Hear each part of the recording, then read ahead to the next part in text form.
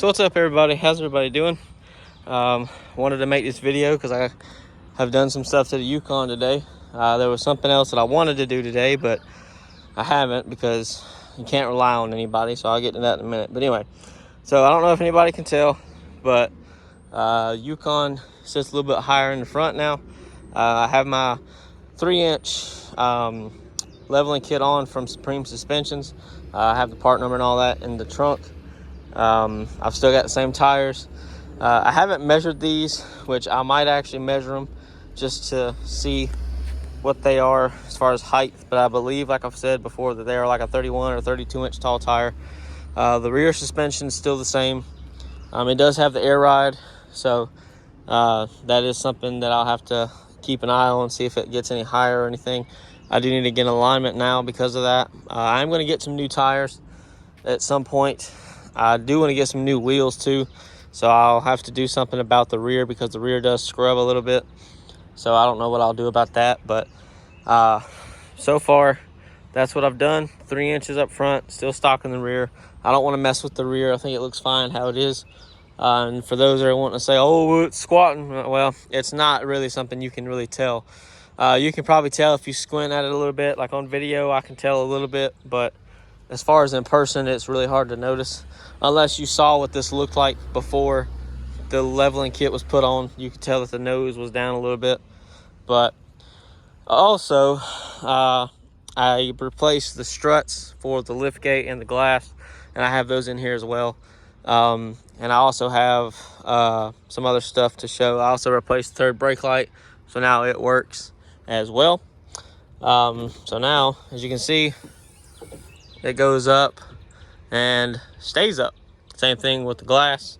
So I've got everything laid out, and just wanted to show you why I had to replace the struts. So these are the ones on for each specific side. So these are for the passenger side, those are for the driver's side. And as you can see, this is the long one for the lift gate itself, or the hatch. You can see right there in the center, the oil has leaked out of it over time. This is a Stabilis or something like that. I don't know exactly how to pronounce that, but there are part numbers on here. So that 157 number is a part number. I obviously did not buy the same ones. It's not really a big deal. And then this is for the glass. But I'll show what I bought. But you can see there's the glass, which is odd how one says left hand, one says right hand. So I wonder if these will say the same thing. Yeah, see, this one says right hand, and this one probably says left hand. Yeah, so these were put on the wrong sides. So this strut and that strut were put on the wrong sides. So that's lovely. But you see, they are leaking. They finally just leaked all the oil out because these are oil filled, I believe, or gas filled. I'm not sure. Okay, so see, these say high pressure gas. I got these from AutoZone because I was already there and I wanted my shit to work. So the smaller ones are for the glass. So that's the part number for those. It's the 95334, and it's the same for both sides.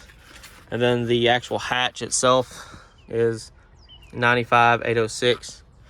So there's that. And then now I have the leveling kit from Supreme Suspensions. So that's the part number if you want it. It came with keys and a koozie, which I don't need. It came with a bunch of stickers, a keychain, a bunch of other shit. And then it also came with these 2 nylon bushings right here. Those are shock extenders for the front if you have the Monroe struts on your vehicle. I don't have those. I have the regular ones that came on this vehicle. I don't know what they are. But that's it. It's not hard to do these. They don't take very long. I took maybe an hour to do it. It says it takes 2 hours. It didn't take me that long. And then this is the torsion bar unloader tool that I have, that I've used. That's the part number 37278. I did not buy it at O'Reilly's or AutoZone. I bought it on Amazon, but it's the same brand that they have. So and then this is the part number for the third brake light. I have the old one in here. I don't really need it anymore. I just kept the box for this video. I changed all this today. I changed the third brake light when I got home. You can see it's right there, brand new. It's just 2 Phillips screws. Then you just pull it out, and then it's a done deal.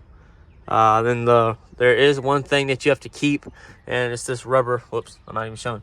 There's this rubber seal right here. It just comes off, and it just folds over or on the light itself. And then on the back side of the brake light, it's a connector, like, there goes my headphones, but there's the connector. You just lift up on a tab and pull it out, and this is the OEM. And there goes my stupid ass headphone wanting to connect and disconnect, so I hope everybody heard me. And then this one just came with whatever the fuck that's supposed to be. I know that it's I know it's foam, but not really sure where it's supposed to go or what it's supposed to go onto. And it came with these little pads. I don't really know what these are for either. So there's that, and it obviously came in some foam. So there you go. It's a good thing, like I've said, that I buy vehicles that aren't rusted. See, I'm not used to these being so strong.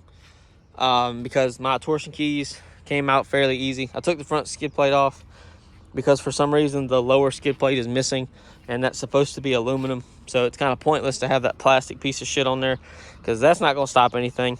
It was just 5 bolts. They were 18 or 15 millimeter, excuse me, and they literally came right off. I still got the bolts from my Tahoe from where I put the lift on it. So, but yeah, she's coming together, and I did not know this, but the 6.0 is a true dual up until you get to the muffler. So the 2 exhausts from the passenger side and driver side, they do not meet underneath the transmission pan like they did in the Tahoe. There is no Y pipe, so that's one reason why it's so loud like it is. And I'll start it real quick, just so you can hear it. It's still got factory everything, factory muffler, factory resonator if there is one, factory manifolds, cats. Well, you can hear it just now. And for those that stay watching my videos, this tip might look familiar, but it's there's a compressor for the suspension. But the tip is from my 3-inch exhaust that I had on my Tahoe. That's the factory tip that it came with, and I didn't think that it looked big enough for my Tahoe, so I put a 5-inch tip on it instead. And like, even for an SUV, it still doesn't look big. So when I get rid of all of this, I'll still use a bigger tip. And that's a 3-inch factory exhaust, because that's a 3-inch inlet for that tip, and that's a 4-inch outlet. So yeah, but you can see 6.0 sounding good. It does sound really good when it's got a cam and stuff. So, but we're coming together. I'm not gonna be able to do everything at one time. Like, I wanna put something on here that I don't really want to spoil or talk about too much, but I'm not really going to replace the tires just yet. I'm going to wait until they go completely bald, and then I'll replace them. I'm kind of debating on whether I want to take the steps off or not. I might take one side off and see what it looks like and see what y'all think. But still need to get the transmission thing figured out. I haven't said anything about it, but I've noticed from first to second, it revs up to about 3,000 or 3,500, and then it finally shifts. Sometimes it does it, sometimes it doesn't. So I don't know what the issue is. I was going to change the filter and the fluid, but the dumbass at AutoZone gave me the wrong filter, because I looked up the part number and it's not for this vehicle. So that's lovely. This is the part number she gave me. I believe that this filter is for the 4L60, not for the 4L65E. So and this is the fuel filter. I've just got to change it, but that is the right one. I looked it up. So here you go. I got some Dexron 6, which is what these take, or what these use. And then that was something else since I just seen it. I also replaced the air filter because I didn't know if it's been replaced or not. It looks like it has, but I just bought a K&N at Walmart just because that's the part number, SA2135. And then it shows you all the cross references right there if y'all want to see that. So there you go.